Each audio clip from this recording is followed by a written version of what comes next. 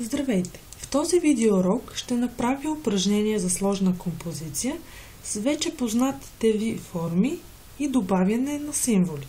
Ще започна като изчертая един готов елемент, който искам да бъде с градиент. Ще премахна контура и отвил ще му задам да бъде с градиент. Ето тук. Градиент означава преливане между два или повече цвята.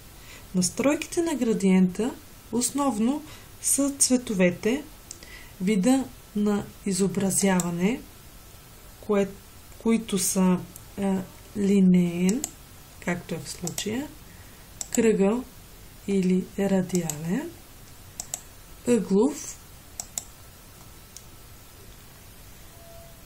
рефлектиращ или отразяващ и диамантен. След това имаме настройка за ъгъл на изобразяване. Ето виждате, от тук мога да променям под какъв ъгъл искам да ми се изобрази градиента. След това имаме смяна на разположението на цветовете. В момента имам бял фон и черна фигура. Сега те се сменят чрез този бутон. Имам бяла фигура и черен фон. И след това имам скала на размер на изобразяването. Ето така променям какъв да бъде размера на изобразявания градиент. Ето, ако го върна, виждате каква малка звездичка има в момента. Аз ще го оставя ето така и ще настроя цветовете. Това става чрез два пъти клик на левият бутон на мишката и избирам какъв цвят искам да ми е фона. Така ще избера пак някакво светло-зелено.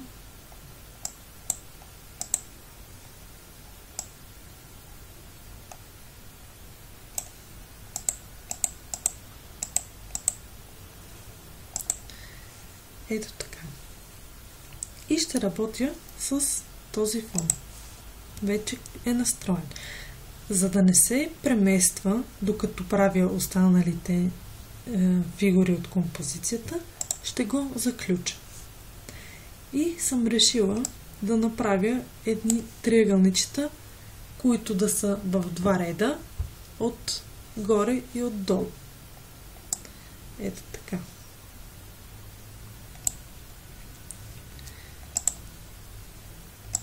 Обаче те искам да са с един цвят. Така. Трансформирам по начинът, по който ви е познат.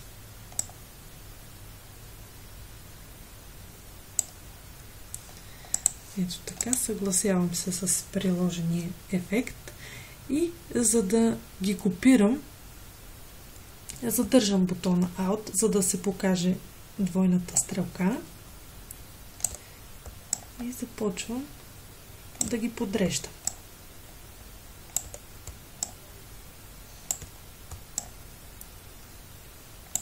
Ето така.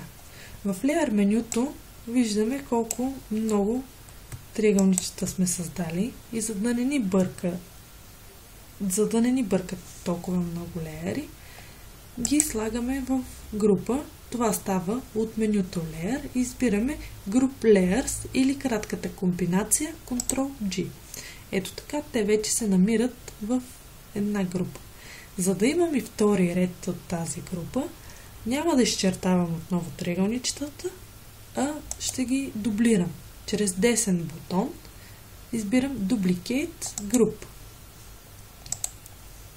И вече имам група 1 копи. Така, сега ще проверя, ето ги, и ще ги подредя така, че те да се разминават. Ето така. И за да е по-добър ефекта на изобразяването. Ето тук ще направя настройката на леера да е Multiply. Ето така. А мога и opacity да намаля. Ето така, например. За да направя същите елементи от долната страна, ще групирам тези две групи да станат една. Layer Group. Ето, те вече станаха една. От тази стрелкичка можем да видим какво съдържаме в групата. Ето, в група 2 се съдържат първите две групи и можем във всяка една да видим какво съдържа. Така, сега за да имам отдолу същите елементи, дублирам втора група. Ето така. Издърпвам и вече виждам, че тя се дублира. За да я завърта, да е с върховете нагоре, избирам комбинация Ctrl-T за трансформиране, задържам Shift и въртя. И подреждам триъгълничетата така, както ми харесва. Ето така ще ги оставя. Сега ще ви покажа как се добавят символи. Ето тук при готовите форми имаме поле, от което да добавяме символи, а това е Custom Shape Tool. Ето тук и веднага гледаме ето тук горе на Shape. Ето от тази стрелкичка се показват готовите символи, които може да избираме. Аз в случая ще си избера, нека да бъде ето този символ и го изчертава.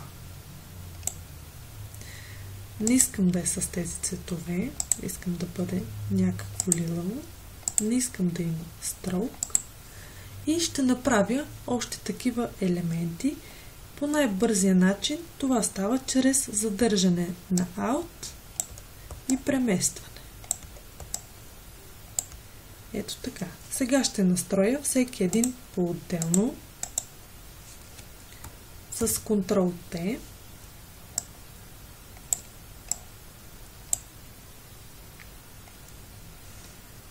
Така, съгласявам се с ефекта. Ctrl-T, за да излязат контролните точки, от които да трансформирам. Още маличко ще завъртя.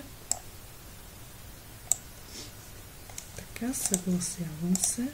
Проверявам кой елемент в кой леер е. Така, завъртам.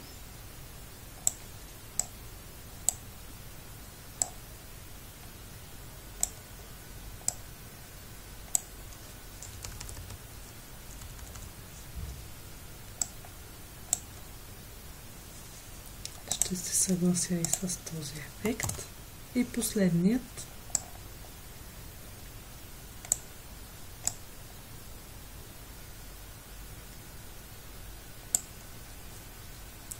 Ето така.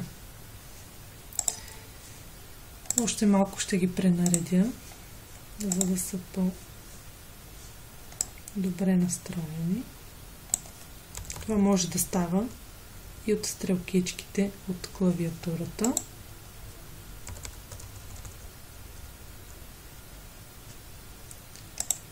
Така.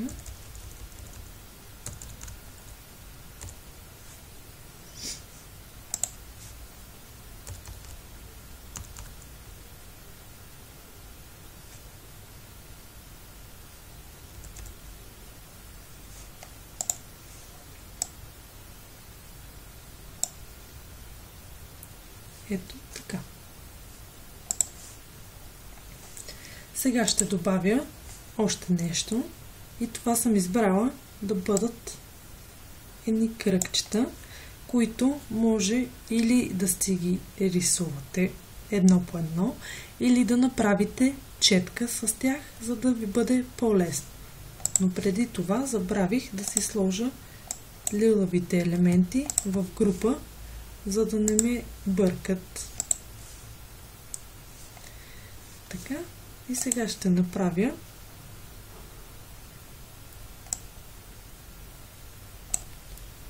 кръгчета.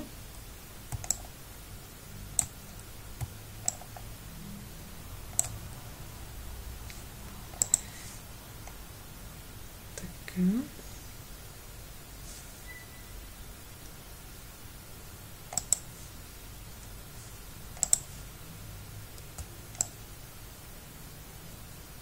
Ще ги дуплирам и завъртя.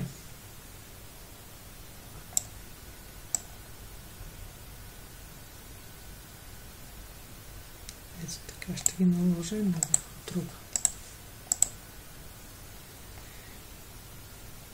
Така ще променя техният цвят.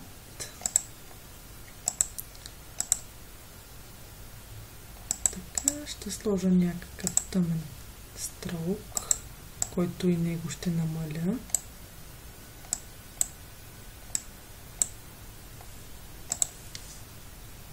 Ето така и на другата група по същият начин.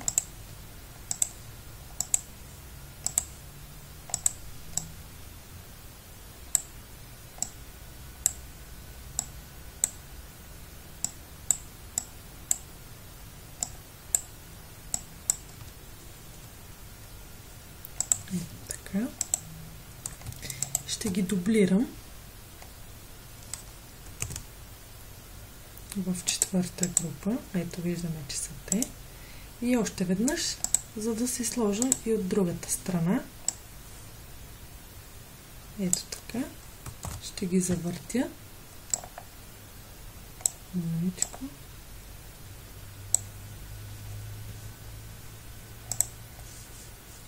Съгласявам се с ефекта.